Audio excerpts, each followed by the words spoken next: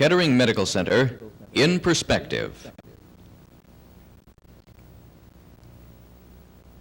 How it all began. With Dr. George Nelson, former president of Kettering Medical Center. The story of the Kettering Medical Center began in Hinsdale, Illinois, many years ago. A poliomyelitis epidemic broke out, and before long, the critical wards in all the public hospitals in the community were filled to capacity. The Hinsdale Sanitarium, then housed in an old wooden building, set up a critical ward and took in the children in the community who needed help. Mrs. Eugene Kettering, who lived in Hinsdale, Illinois, went down to the sanitarium to visit the children of some of her neighbors. And being a warm-hearted, perceptive individual, she was impressed by some of the care she saw being rendered. She particularly observed that some of the personnel did not leave the critical ward during the meal hour, but stayed by to take care of their patients. Shortly thereafter, because of her interest in this kind of service, she organized a women's volunteer corps to help with the work in the institution. Subsequently, Mr. Kettering and some of his influential associates in the community joined with the hospital to raise a fund to rebuild the old institution. Before long, $4 or $5 million were in hand, and a program was started to create the new hospital. It was built immediately behind the old building. Then it was filled with new equipment. The patients were moved into it, the old building torn down and the rubble hauled away. As the years went by, Mr. and Mrs. Kettering continued their interest in the Hinsdale Sanitarium. When Charles F. Kettering, Eugene's father, died, Mr. and Mrs. Eugene Kettering said, let's build a hospital on Father's estate as a memorial.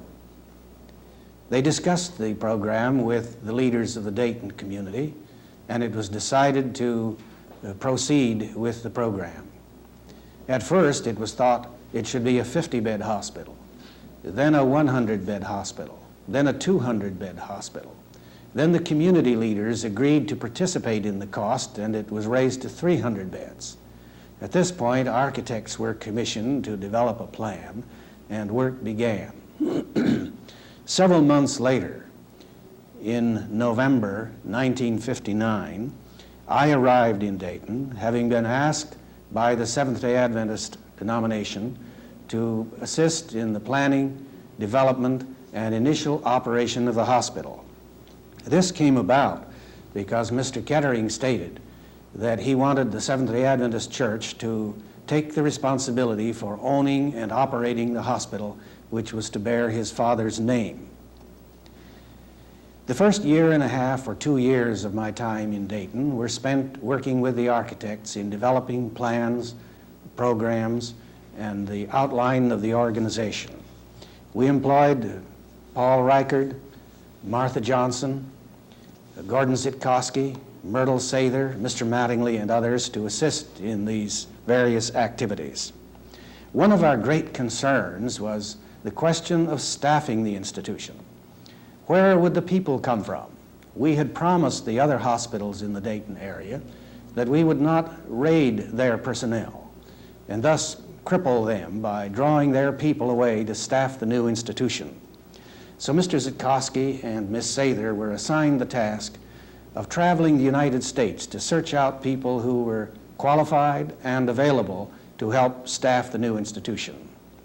A medical staff was organized from among the physicians in the Dayton community. The first medical staff numbered approximately 300 physicians. The opening of the hospital was set for March 1964. 1,000 people had been invited to attend the dedication ceremonies. Some 950 responded. The program was a very interesting presentation. Dr. Edward Annis, president of the American Medical Association, spoke, and after having toured the hospital, told about many of the innovative features which he thought would improve its ability to provide adequate care for the patients. As the hospital neared completion, the Harrison family, longtime associates of the Kettering family, offered to provide funds to assist with the addition of another floor.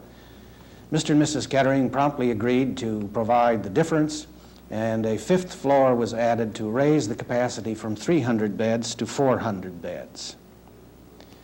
The goals of the institution were several. First, it was determined that it should provide quality medical care in an atmosphere of Seventh-day Adventist Christian concern. Personal concern, it was hoped, would be shared by all who participated in the work of the institutions, in physicians and other personnel. Courtesy was an important feature. Another important element was the development and maintenance of a quality physical plant.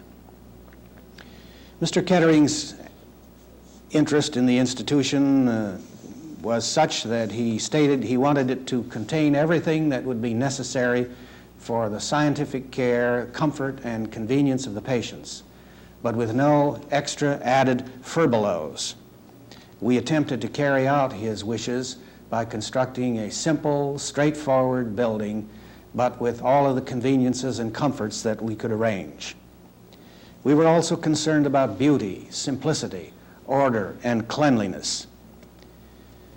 As we developed the program for the institution, we recognized clearly that every major medical institution must be an educational center, and programming was built into the plans for the operation of graduate medical education as well as education in the health-related technologies and professions. But where would the people come from? As our people searched the United States, they found a complete staff, and when we opened, there were approximately 700 employees available. We were anxious that all should understand the goals of the institution and that new employees coming in the future should understand that our goals are quality care in an atmosphere of Christian concern. Charles F. Kettering once said that nothing ever built arose to touch the skies unless some man dreamed that it should, some man believed that it could, and some man willed that it must.